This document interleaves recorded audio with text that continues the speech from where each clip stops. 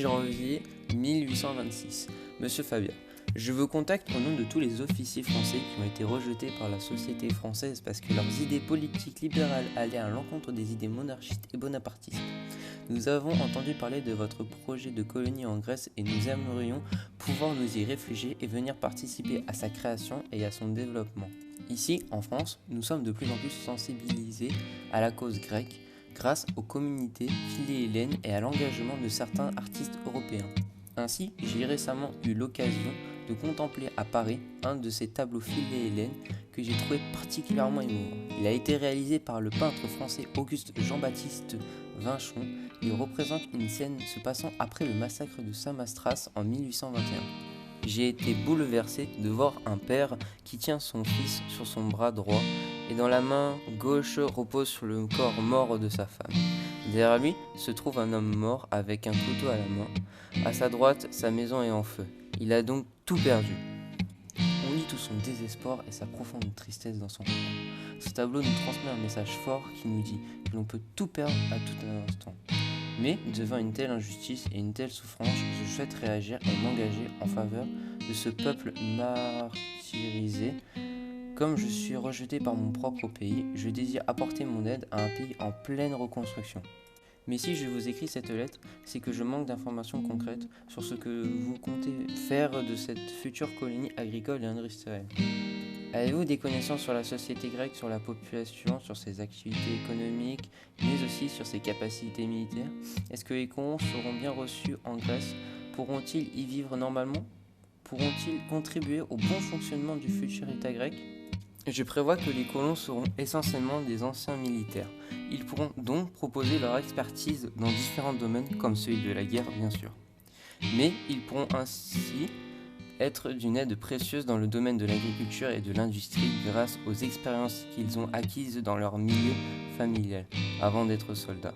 Ils se rendront ainsi utiles à la Grèce.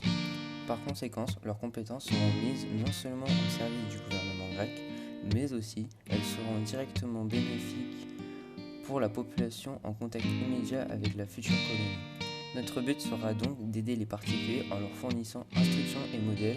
Il nous semble donc important que la colonie fonctionne en symbiose avec son environnement proche et qu'elle participe aux dynamiques locales du projet sociopolitique de la Grèce indépendante.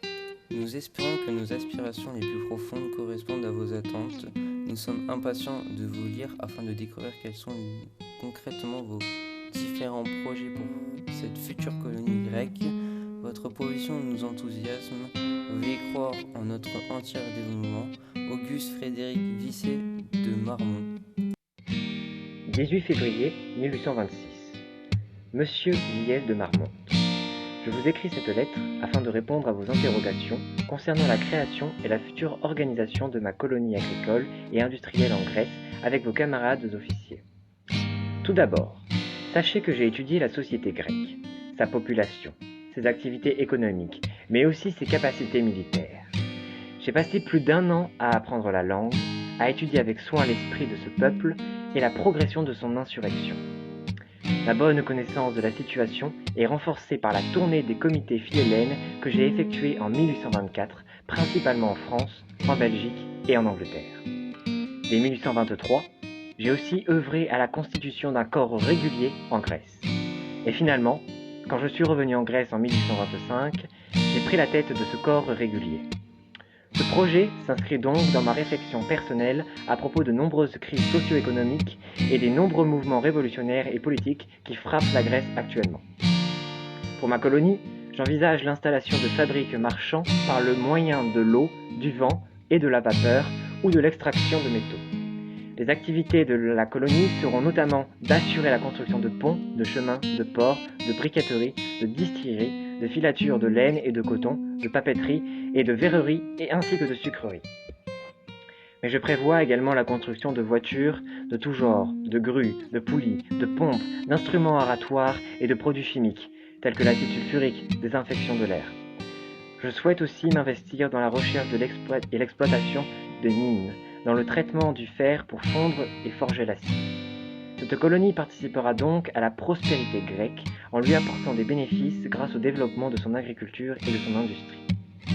Mon engagement philhellène est à l'origine de ma volonté d'aider la Grèce afin qu'elle retrouve enfin son indépendance et sa splendeur. Pour finir, je conçois, moi aussi, ce projet de colonie comme un vecteur propice au transfert des compétences des philhellènes européens au peuple grec. Cette future colonie sera donc non seulement au service de la construction du jeune État grec, mais elle offrira aussi un lieu dédié à la retraite des vétérans des armées européennes révolutionnaires et impériales, qui sont pourchassés depuis quelques années sur le reste du vieux continent. Je vous remercie de vous intéresser autant à mon projet et d'avoir à cœur de m'aider à le mener jusqu'à son terme. Je vous adresse mes plus sincères salutations. Nicolas Favière.